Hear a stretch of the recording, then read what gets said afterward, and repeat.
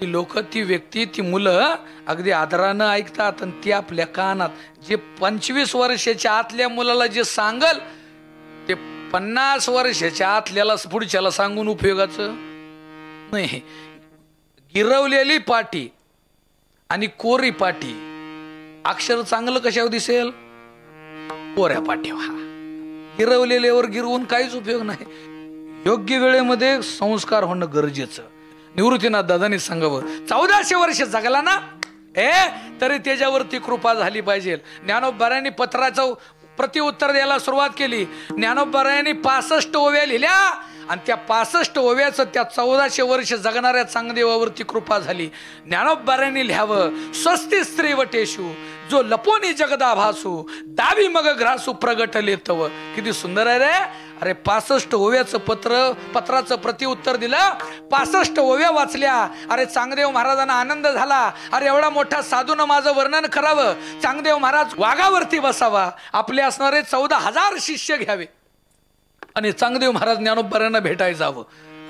भेटाय जात असताना एवढा मोठा लवाजमा घेऊन चालले आळंदीच्या पवित्र ठिकाणी. ज्ञानोबाराय सकाळी 4 जण भावंड एका पडक्या भिंतीवरती बसावे आणि पडक्या भिंतीवरती बसल्यानंतर एक शिष्य चांगदेव महाराजांचा ज्ञानोबारायांच्या जवळ यावा, हात जोडावं आणि सांगावं, माऊली, ओ माऊली, 1400 वर्ष जगणारे चांगदेव महाराज तुम्हाला भेटायला आल्यात आणि जिवंत वाघावरती बसल्यात, हातामध्ये जिवंत साप घेतलाय, 14,000 विद्यार्थी घेऊन तुमच्याकडे आलेत. निवृत्तीनाथ दादा म्हणले, ज्ञाना, अरे एवढा मोठा व्यक्ती, विद्वान व्यक्ती आपल्याला भेटायला आलाय, मग काय करावं? ज्ञानोबारायांनी त्या निर्जीव भिंतीवरती हात ठेवावा आणि ज्ञानोबाराय त्या भिंतीला सांगावं, ताई, 1400 वर्ष जगणारा चांगदेव महाराज आपल्याला भेटायला आले, आपल्याला त्याला भेटायला जायचंय, चलते का?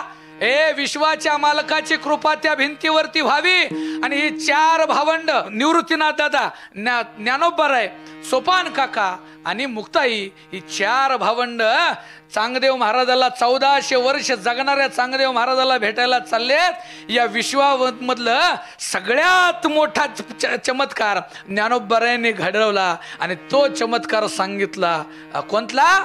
चालविली जड भिंती हरली चांग याची भ्रांती, मोक्ष मार्गीचा सांगाती ज्ञानोबा महाराज.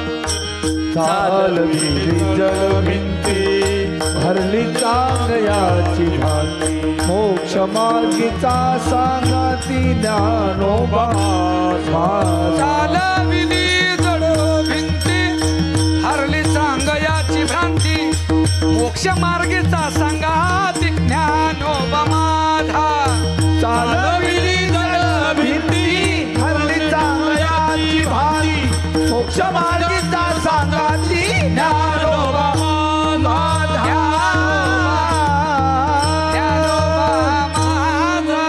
किती सुंदर आहे.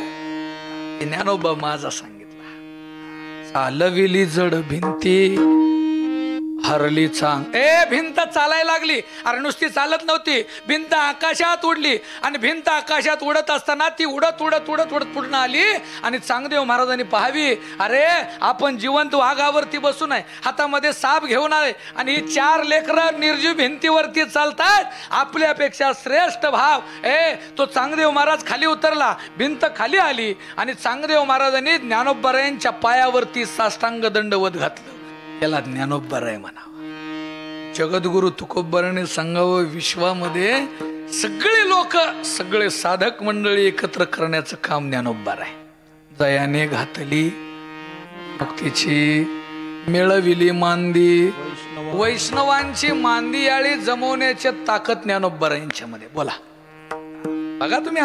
आजही सांगू, एवढा मोठा सुंदर प्रवास चालतो. आषाढीचा महापर्व काळ, आषाढीचा महापर्व काळ चालला जातो. श्री क्षेत्र आळंदी ते श्री क्षेत्र पंढरपूर पायी दिंडी सोहळा चालला जातो. 18 दिवस आपण सगळी जण चालत असतो. प्रामाणिक सांगा, कुणाला पत्र पाठवलं जातो?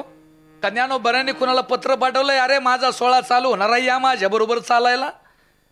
तरी नाही म्हणित 15, 16, 18, 20, 22, 25 लाख लोक चालतात. काही ताकद आहे. कुणाला बोलवावं लागत नाही. याला वारकरी संप्रदाय. ही वैष्णवांची मांदियाळी जुळवण्याचं काम ज्ञानोबारायांनी केलं. जगातला सगळ्यात मोठा इतिहास सांगावं. अरे जोपर्यंत ज्ञानोबारायांच्या समाधीवरनं पादुका निघाल्यात नाहीत, पालखीमध्ये ठेवल्या जात नाहीत, पालखीला जोपर्यंत खांदा लागत नाही तोपर्यंत माऊलींच्या मंदिराचा सुवर्ण असणारा कळस सुद्धा हलत. काय ताकद आहे. अरे सिमेंट मध्ये बसवलेला कळस सुद्धा आजही हल्ला जातो. जोपर्यंत कळस हालत नाही तोपर्यंत माऊली मंदिरातनं बाहेर येत नाही. ती वारकरी संप्रदायाची ताकद आहे. विठाला